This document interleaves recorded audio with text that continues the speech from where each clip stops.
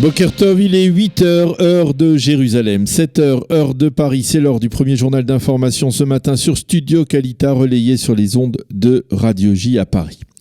Un Palestinien a tenté hier soir de poignarder un policier israélien. Il a été sérieusement blessé par un second policier qui a très rapidement réagi à cette agression.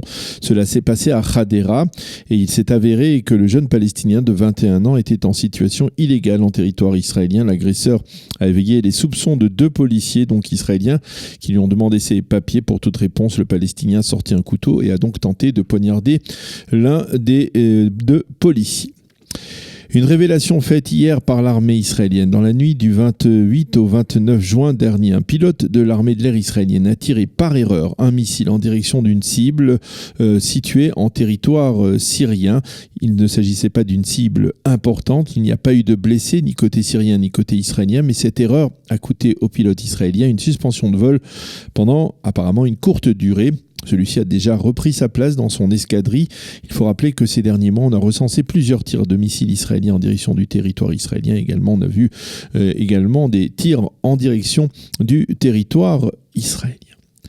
Le guide suprême de la révolution iranienne, Ali Khamenei, a reçu hier à Téhéran une délégation du Hamas. Il a profité de l'occasion pour s'en prendre au deal du siècle du président américain Donald Trump, qu'il a qualifié, je cite, de projet dangereux visant à éliminer l'identité palestinienne. Ceci étant, le leader du parti Israël Beiteinu, Avigdor Lieberman, a répondu hier à une question que se posent de nombreux Israéliens lors d'un déplacement à Ashkelon. Pourquoi n'a-t-il pas tenu sa promesse lorsqu'il était ministre de la Défense d'éliminer, comme il l'avait dit et promis dans les 48 heures après son arrivée à la défense nationale, Ismail Haniyeh, le chef de la branche politique du Hamas? La réponse, on pouvait s'y attendre, et qu'il a proposé un plan d'élimination d'Ismail Haniyeh, mais c'est Binyamin Netanyahou qui, selon lui, a repoussé ce plan.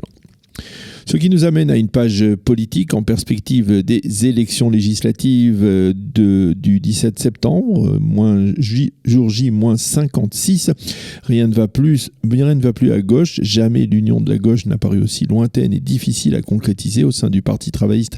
Certains n'apprécient pas que le président Amir Peretz se soit démarqué aussi clairement d'Ehud Barak en fusionnant la semaine dernière avec Orly Lévy-Abékassis. Hier, Amir Peretz a même lancé un appel voilé à l'ancien Premier ministre et leader d'Israël démocratique à se retirer de la compétition pour ne pas faire perdre des voix à la gauche israélienne.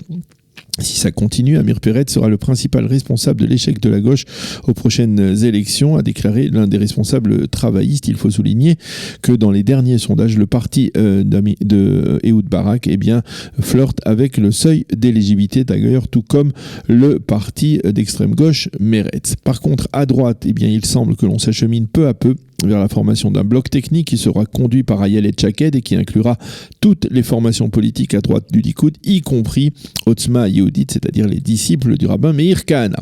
Après la gauche et la droite, un mot sur le centre, un centre que l'on n'a pas beaucoup entendu au cours des derniers jours, mais un centre qui apparemment a décidé de modifier sa stratégie électorale. En effet, Benny Gantz, le leader de Bleu-Blanc, aurait décidé de ne plus s'en prendre publiquement et personnellement à Binyamin Netanyahou. Et l'on explique ce changement d'approche par la volonté de l'ancien chef d'état-major de garder une porte ouverte en direction du Premier ministre et du Likoud au lendemain des élections, peut-être en vue de la formation d'une sorte de gouvernement d'union nationale. Une page sociale, les infirmières et infirmiers israéliens ont décidé d'entamer depuis ce matin une grève générale pour protester contre la détérioration de leurs conditions de travail, protester également contre le manque de postes d'infirmières et d'infirmiers dans les hôpitaux israéliens et surtout contre les annonces récentes de réduction salariale dont ils et elles pourraient faire les frais. Attention, en raison de cette grève générale, les hôpitaux israéliens fonctionneront aujourd'hui au ralenti et les opérations qui ne sont pas urgentes devraient être au moins en partie reportées à des dates ultérieures. Le syndicat médical s'est bien entendu solidarisé avec ce mouvement de protestation et il menace de prendre des mesures plus fermes encore si le ministère ne modifie pas radicalement son approche envers cette profession d'infirmier et infirmière israélien.